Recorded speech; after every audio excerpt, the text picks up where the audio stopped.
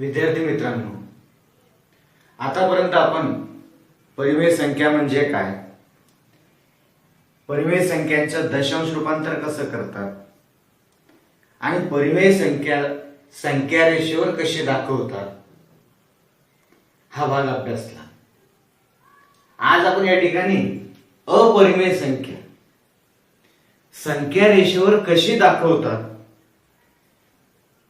याबद्दल अभ्यास करणार आहोत.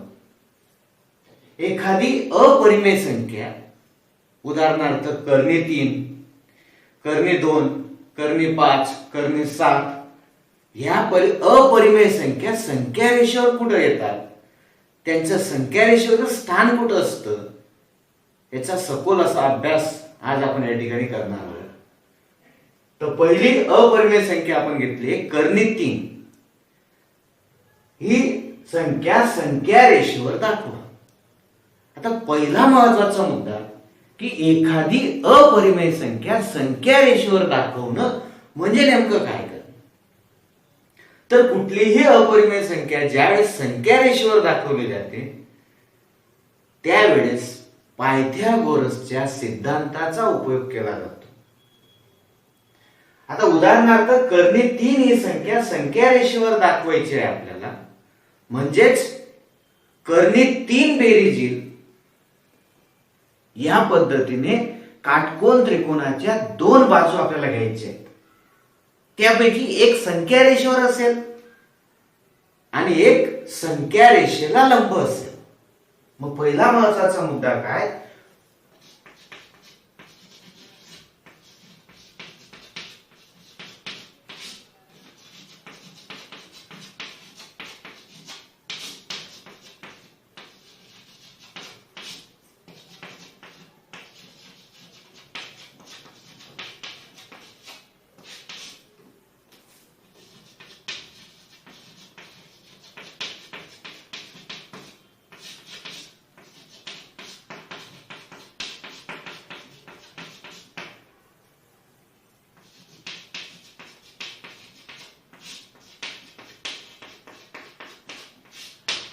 की कुठलीही अपरिमेय संख्या रेषेवर दाखवण्यासाठी पायथागोरसचा सिद्धांत वापरावा लागतो. उदाहरणार्थ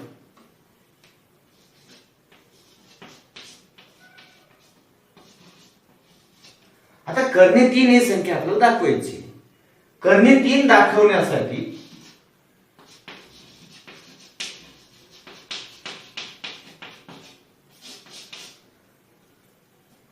कर्णे 3 बेरीज येईल, म्हणजे कर्णे 3 हा पायथागोरसच्या काटकोन त्रिकोणाचा कर्ण आला पाहिजे.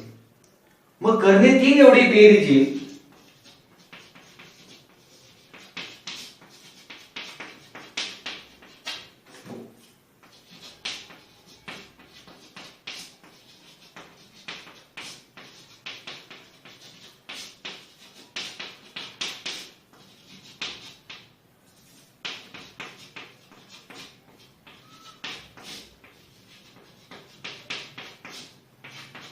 कर्णे 3 बेरीज येईल अशा बाजू घेणं गरजेचं असतं. मग काटकोन त्रिकोणाच्या 2 बाजू अशा घ्यायच्यात आपल्याला की त्यांची दोघांची बेरीज कर्णे 3 आली पाहिजे. मग आता या ठिकाणी आपल्याला काय करावं लागेल की पायथागोरसच्या सिद्धांतानुसार काटकोन करणाऱ्या 2 बाजू आपल्याला घ्यायच्या आहेत. त्यापैकी काटकोन करणारी एक बाजू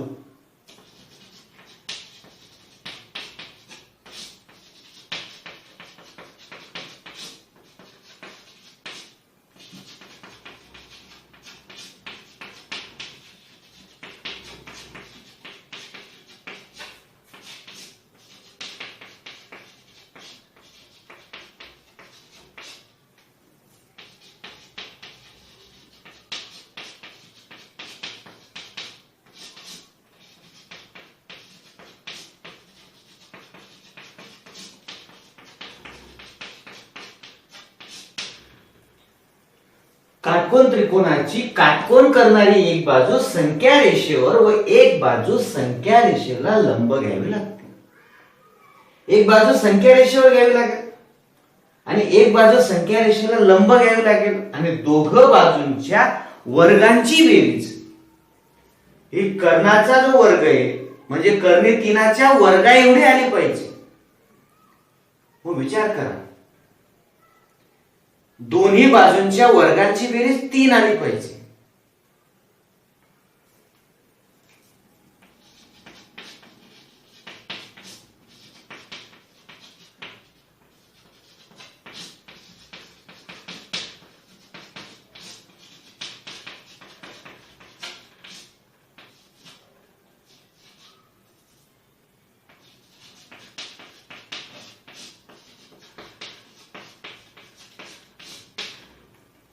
दोन्ही बाजूंच्या म्हणजे एक बाजू जी संख्या रेषेवर आहे, एक बाजू जी संख्या रेषेला लंब आहे, त्या दोन्ही बाजूंच्या वर्गांची बेरीज बरोबर 3 आली पाहिजे. म्हणजे ज्याचं वर्गमूळ घेतल्यानंतर आपल्याला कर्णे 3 उत्तर येणार.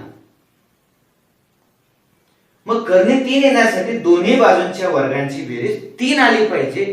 अशा पद्धतीने आपल्याला बाजूंच्या लांबी घ्यायच्या आहेत. मग विचार करा, बेरीज 3 येईल असे 2 वर्ग संख्या कोणत्या? आता बेरीज 3 येण्यासाठी वर्ग संख्या आपल्याकडे जर आपण पूर्ण वर्ग संख्या घेतल्या 1 आणि त्यानंतर येते 4, म्हणजे पूर्ण वर्ग संख्यांची बेरीज 3 येऊ शकणार नाही. मग पूर्ण वर्ग नसलेल्या संख्यांच्या वर्गांची बेरीज करून बघायचा प्रयत्न करा. आता वर्ग संख्या घेतली आपण 1, एकाचा वर्ग अधिक पुढे पुढे येणारी क्रमाने येणारी संख्या आहे 2, 2चा वर्ग मिळवला तर 4 होतो, 4 आणि 1 5 होणार, म्हणजे कर्णे 5 आपल्याला मिळणार. परंतु आपल्याला कर्णे 3 पाहिजे. मग त्यासाठी आपल्याला काय करावं लागेल, तर या ठिकाणी कर्णे 2 या संख्येचा वर्ग घ्यावा लागेल. एकाचा वर्ग अधिक कर्णे 2चा वर्ग म्हणजे 1 अधिक 2 बरोबर 3 आणि याचं वर्गमूळ घेतलं, ही आहे तुमची कर्णाची लांबी. याचं वर्गमूळ घेतलं की तुम्हाला मिळणार आहे कर्णे 3 ही संख्या. तर ह्या पद्धतीने आपल्याला 2 संख्या संख्या रेषेवर दाखवायचे आहेत. पहिल्यांदा आपल्याला एकतर कर्णे 2 संख्या रेषेवर दाखवावी लागेल आणि ज्या ठिकाणी कर्णे 2 आपल्याला मिळणार तिथं आपल्याला 1 एकक लांबी असलेली लंब रेषा त्या संख्या रेषेला काढायची आहे आणि बरोबर कर्णे 3 एवढी कर्णाची लांबी मिळाल्यानंतर त्या कर्णे 3 एवढ्या लांबी असलेल्या एक वर्तुळ कंस आपल्याला काढायचा आहे आणि तो वर्तुळ कंस ज्या ठिकाणी संख्या रेषेला छेदेल त्या ठिकाणी कर्णे 3 ही संख्या आपल्याला मिळणार. मग या ठिकाणी हा जो काही 3 आला, हा कर्णे 3चं वर्गमूळ जर आपण घेतलं तर कर्णे 3 एवढी त्रिज्या घेऊन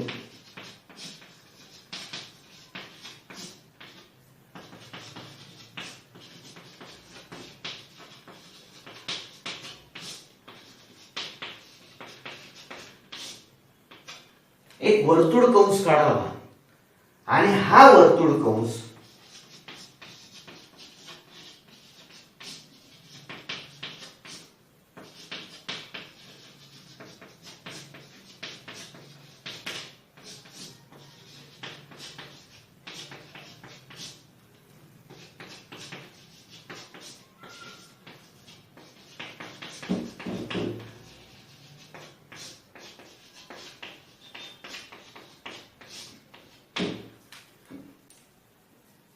कर्णे 3 एवढी त्रिज्या घेऊन एक वर्तुळ कंस काढावा. हा वर्तुळ कंस संख्या रेषेला जेथे छेदेल तेथे कर्णे 3 ही संख्या आपल्याला मिळणार. या पद्धतीने आपण कुठलीही अपरिमेय संख्या संख्या रेषेवर दाखवू शकतो. लक्षात घ्या, पायथागोरसच्या सिद्धांताचा उपयोग आपल्याला करायचा आहे. 2 काटकोन करणाऱ्या बाजूंची लांबींच्या वर्गांची बेरीज आपल्या अपरिमेय संख्ये एवढी आली पाहिजे. त्यापैकी एक बाजू संख्या रेषेवर घ्यायची आहे, दुसरी बाजू संख्या रेषेला लंब घ्यायची आहे आणि येणाऱ्या कर्णे 3 एवढं अंतर कंपासात घेऊन त्रिज्या म्हणून एक वर्तुळ कंस आपल्याला काढायचा आहे आणि तो वर्तुळ कंस संख्या रेषेला ज्या ठिकाणी छेदेल तिथं आपली अपरिमेय संख्या आपल्याला मिळणार. चला तर मग प्रत्यक्ष आपण कर्णी 3 ही संख्या रेषेवर दाखवूया.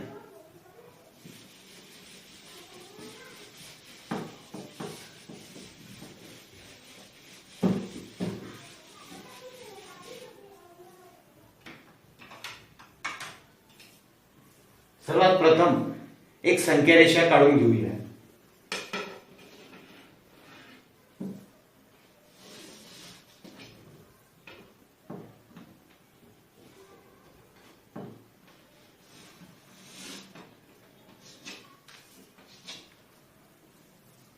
आपल्याला पाहिजे असलेल्या दोन बाजू आहेत, 1 आणि कर्णी 2.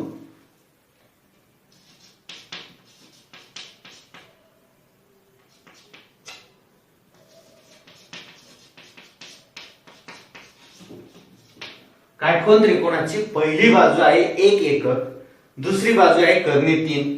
तर सुरुवातीला संख्या रेषेवर समान अंतरावर आपण काही अंक लिहून घेऊ.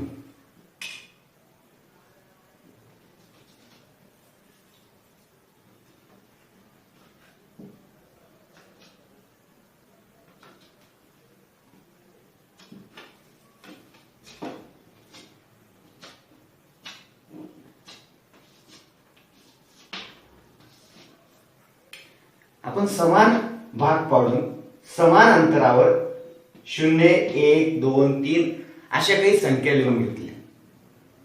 तर सगळ्यात अगोदर आपल्याला संख्या रेषेवर 1 घेऊन चालणार नाही, कारण आपल्याला जी संख्या दुसरी जी संख्या आहे ती कर्णी 2 आहे. आपल्याला कर्णी 2 ही संख्या या ठिकाणी संख्या रेषेवर सापडणार नाही. मग प्रथमतः आपल्याला कर्णी 2 शोधून काढावं लागेल कर्णी 3 दाखवण्यासाठी. मग कर्णी 2 शोधण्यासाठी आपल्याला या ठिकाणी 1 आणि 1 2 अशी बेरीज करावी लागेल आणि त्याचं वर्गमूळ घ्यावं लागेल. म्हणून आपण सुरुवातीला काय करणार बघा, या ठिकाणी ए नावाचा बिंदू घेणार.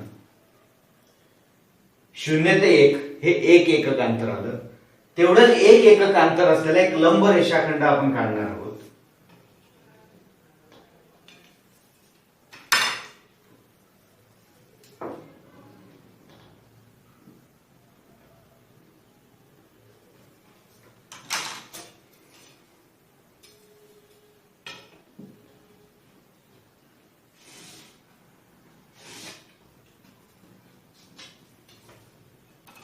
आता या लंब रेषाखंडावर 1 एकक एवढं अंतर घेऊन या ठिकाणी आपण एक बी बिंदू घेणार. आता बघा या ठिकाणी काटकोन करणाऱ्या दोन बाजू आपल्याला मिळाल्या. एका बाजूची लांबी 1, दुसऱ्या बाजूची लांबी सुद्धा 1 एकक आहे. आता आपल्याला या ठिकाणी कर्ण जोडायचं आहे काटकोन त्रिकोणाचा.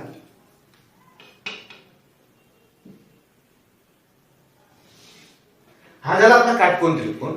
या काटकोन त्रिकोणाच्या दोन बाजूंच्या वर्गांची बेरीज म्हणजे कर्णाचा वर्ग. या ठिकाणी एकाचा वर्ग 1, एकाचा वर्ग 1, 1 आणि 1 झाले 2 आणि त्याचं वर्गमूळ घेतलं. कर्णाची लांबी आली कर्णी 2. आता कर्णी 2 एवढं अंतर कंपासात घेऊन जर आपण एक वर्तुळ कंस काढला तर हा वर्तुळ कंस संख्या रेषेला या ठिकाणी छेदणार. इथं मिळाली आपली कर्णी 2 ही संख्या. म्हणजे काटकोन त्रिकोणाची पहिली बाजू आपल्याला मिळाली, जी आपण या ठिकाणी सी या बिंदूने आपण दाखवली. OC हे आले काटकोन त्रिकोणाची आपली कर्णी 2 एवढी बाजू. आता पुन्हा कर्णी 2 या ठिकाणी ही जी संख्या रेषा आपल्याला मिळाली इथं आपण पुन्हा एक लंब टाकूया.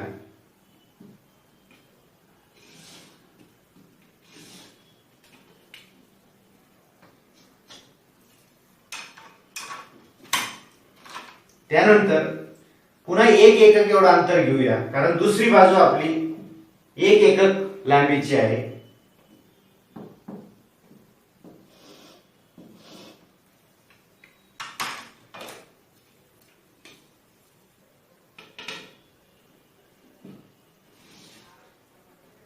हा दुसरा एक काटकोन त्रिकोण आपल्याला मिळाला, ज्या काटकोन त्रिकोणाची एक बाजू जी संख्या रेषेवर आहे ती कर्णी 2 इतक्या लांबीची आहे आणि एक बाजू जी संख्या रेषेला लंब आहे ती 1 एकक एवढ्या लांबीची आहे. एकाचा वर्ग 1, कर्णी 2चा वर्ग 2 आणि दोघांची बेरीज केली तर या ठिकाणी आपल्याला कर्णाची लांबी मिळते कर्णी 3. पुन्हा कंपासामध्ये आपण कर्णी 3 एवढं अंतर घेऊन एक वर्तुळ कंस काढला तर या ठिकाणी हा जो छेदन बिंदू आपल्याला मिळतोय ज्याला आपण डी बिंदू म्हणूया, हा डी या ठिकाणी आपल्याला दाखवतोय कर्णी 3 ही एक अपरिमेय संख्या. तर ह्या पद्धतीने आपण संख्या रेषेवर कर्णी 3 ही एक अपरिमेय संख्या दाखवू शकतो. त्यासाठी टप्प्याटप्प्याने काय काय कृती करायची, तर सुरुवातीला एक संख्या रेषा काढावी. त्या संख्या रेषेवर एकक अंतरावर समान अंतरावर संख्या दाखवायची. प्रथमतः कर्णी 2 ही संख्या शोधून काढावी. त्यासाठी संख्या रेषेवर एक एकक आणि ज्या ठिकाणी एक एकक अंतर आलं तिथं एक लंब रेषा काढून त्या लंब रेषेवर पुन्हा एक एकक एवढ्या अंतरावर एक बिंदू घ्यायचा. त्यानंतर काटकोन त्रिकोण तयार करून घ्यायचा. या काटकोन त्रिकोणाचा कर्ण ओबी म्हणजेच कर्णी 2 ही संख्या आपल्याला मिळाली. कर्णी 2 एवढं अंतर घेऊन एक वर्तुळ कंस काढावा. हा या संख्या रेषेला ज्या ठिकाणी छेदतो तिथं कर्णी 2 ही संख्या आपल्याला मिळते. त्यानंतर कर्णी 2 मिळाल्यानंतर कर्णी 2 ह्या संख्येवर कर्णी 2 दाखवणाऱ्या बिंदूवर पुन्हा एक लंब रेषा काढावी आणि एक एकक एवढा अंतर घेऊन त्या लंब रेषेवर पुन्हा एक बिंदू मिळवायचा. तो बिंदू आरंभ बिंदूला जोडून पुन्हा एक काटकोन त्रिकोणाचा कर्ण तयार करायचा. त्या कर्णाची लांबी आपल्याला कर्णी 3 एवढी मिळते. कर्णी 3 एवढं अंतर कंपासात घेऊन पुन्हा एक वर्तुळ कंस काढावा. हा वर्तुळ कंस संख्या रेषेला जिथे छेदतो त्या ठिकाणी आपल्याला कर्णी 3 ही अपरिमेय संख्या मिळते. या पद्धतीने आपण कुठलीही अपरिमेय संख्या संख्या रेषेवर दाखवू शकतो. आपण कर्णी 3 ही संख्या संख्या रेषेवर दाखवली.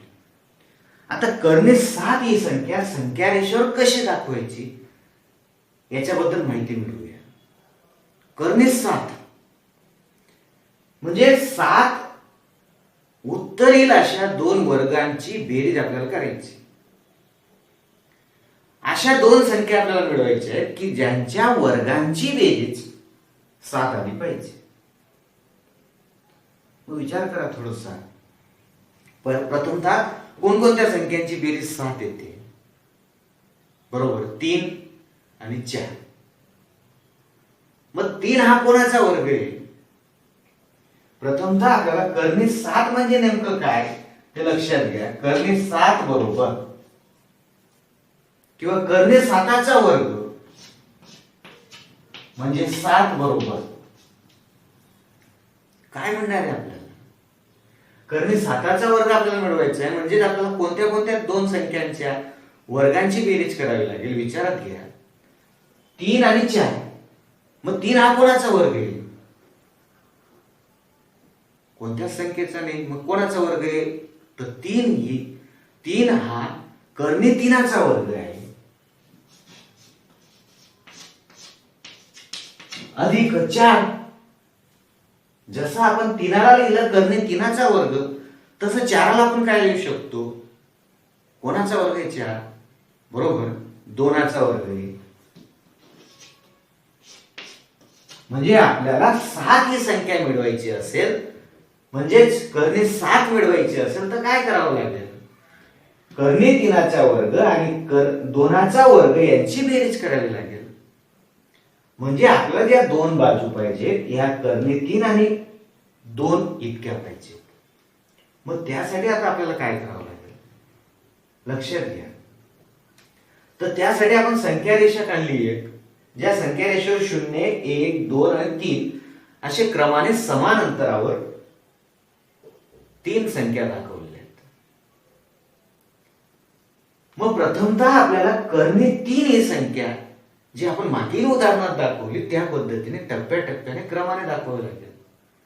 मग कर्णे 3 दाखवायचा आला तर प्रथम कर्णे 2 दाखवावं लागेल. मग कर्णे 2 ची कृती आपल्याला आठवते, 0 तर 1, या एकावर आपल्याला लंब टाकायचा आहे.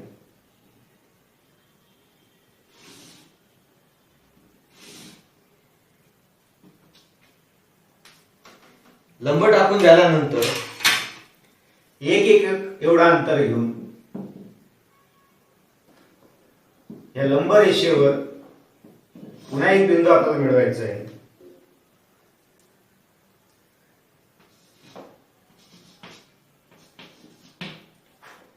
याची लांबी आली 1, याची लांबी आली 1. त्यानंतर कर्ण जोडून घ्या.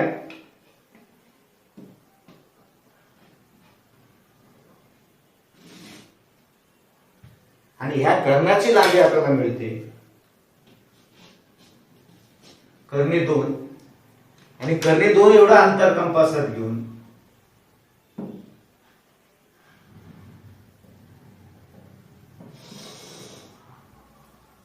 संख्या रेषेमध्ये आपण एक छेदनबिंदू शोधला, ते या ठिकाणी आपल्याला मिळाली कर्णे 2 ही अपरिमेय संख्या. परत या कर्णे 2 वर या ठिकाणी आपण एक लंब रेषाखंड काढला.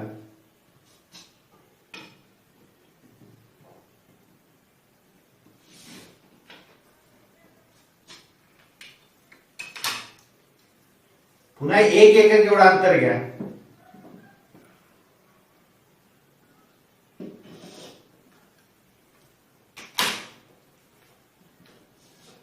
पुन्हा एक डी बिंदू आपल्याला मिळाला 1 एकक एवढ्या अंतरावर.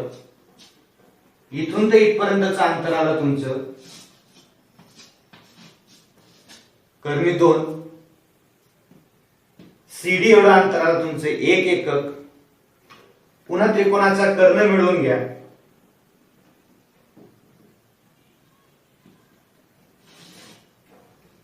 या कर्णाची लांबी आली तुमची कर्णे 3.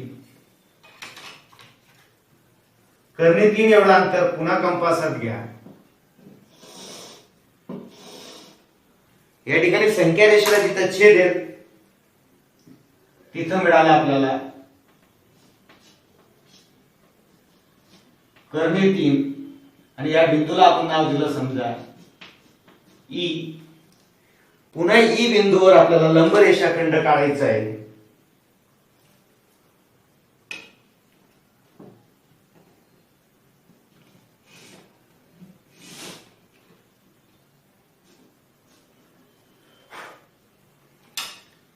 आता ही आली आपली पहिली बाजू काटकोन त्रिकोणाची कर्णे 3. आता कर्णे 3 ही पहिली बाजू आल्यानंतर आपल्याला आता घ्यायचा आहे 2चा वर्ग म्हणजे 4, म्हणजे 2 एकक एवढ्या अंतरावर आपल्याला एक बिंदू शोधायचा आहे. 2 एकक एवढं अंतर कंपासात घ्यायचं आहे.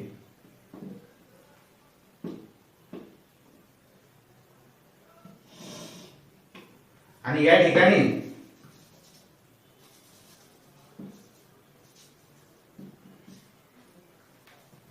या संख्या रेषेवर आपला हा जो काही बिंदू मिळाला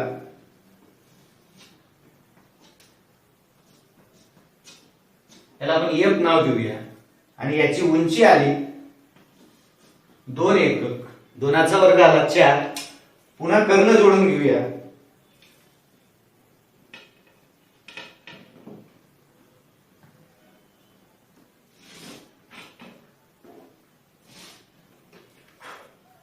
आणि ह्या कर्णाची लांबी जर आपण घेतली तर बघा हा झाला तुमचा कर्णे 3चा वर्ग म्हणजे 3, 2चा वर्ग म्हणजे 4, 4 आणि 3 ची बेरीज झाली तुमची 7, म्हणजे याची लांबी आली कर्णे 7. आणि आता कर्णे 7 एवढं अंतर कंपासात घेऊन आपण जर एक वर्तुळ कंस काढला तर हा वर्तुळ कंस या संख्येला या ठिकाणी जिथं छेदतो तिथं जी नाव दिलं तर या ठिकाणी मिळणारी संख्या म्हणजे कर्णी 7 होय. या पद्धतीने आपण कुठलीही अपरिमेय संख्या संख्या रेषेवर दाखवू शकतो. प्रथम लक्षात घ्या, कर्णी 7 दाखवण्यासाठी कर्णी 2 दाखवावं लागलं. 1 एकक 1 एकक. त्यानंतर कर्णी 2 वर 1 एकक एवढ्या अंतरावर लंब टाकला, हा मिळाला कर्णी 3. कर्णी 3 ह्या बिंदूजवळ पुन्हा एक लंब रेषाखंड काढला, ज्याच्यावर 2 एकक अंतरावर एक F बिंदू मिळवला आणि OF हा जो कर्ण आपल्याला मिळाला याची लांबी बरोबर कर्णी 7 या ठिकाणी आली आणि कर्णी 7 एवढा अंतर कंपासात घेऊन एक वर्तुळ कंस काढला आणि तो या संख्या रेषेला ज्या ठिकाणी छेदतो तिथं मिळाली आपल्याला कर्णी 7 ही एक अपरिमेय संख्या. मग तुम्हाला कर्णी 5 दाखवायचं असेल तर काय करावं लागेल? या ठिकाणी 5 एवढी बेरीज अशा संख्या शोधा. 1 आणि 4 म्हणजे संख्या रेषेवर एकाचा वर्ग किंवा 2चा वर्ग घ्या, कोणताही घेऊ शकता. एकाचा वर्ग घेतला तर लंब रेषाखंडाची उंची 2च्या वर्गा एवढी येईल, म्हणजे 4च्या वर्गमुळा एवढी येईल. म्हणजे याचा अर्थ असा, एक बाजू आपण या ठिकाणी 1 आणि 4 दोन्ही पूर्ण वर्ग संख्या घेतल्यामुळे कोणतीही बाजू संख्या रेषेवर घेऊ शकतो. या ठिकाणी एक अपरिमेय संख्या होती आणि एक वर्ग संख्या होती, म्हणून जी अपरिमेय संख्या आहे ती अगोदर संख्या रेषेवर दाखवणं गरजेचं आहे आणि ती दाखवून झाल्यानंतर जी आपल्याला पूर्ण वर्ग संख्या दिली 4 म्हणजे 2चा वर्ग 2 एकक एवढं अंतर तुम्ही लंब रेषाखंडाच्या रूपाने घेऊ शकता. तसंच 5 मध्ये तुम्ही काय करणार, एक संख्या रेषेवर घेतलं लंब रेषाखंडाची उंची 2 घेऊ शकतात किंवा 2 संख्या रेषेवर घेतलं तर लंब रेषाखंडाची उंची 1 घेऊ शकतात. दोन्ही पद्धतीने तुम्ही काढले तरी तुम्हाला कर्णी 5 त्या ठिकाणी मिळणार आहे. या पद्धतीने कुठलीही अपरिमेय संख्या आपण संख्या रेषेवर दाखवू शकतो.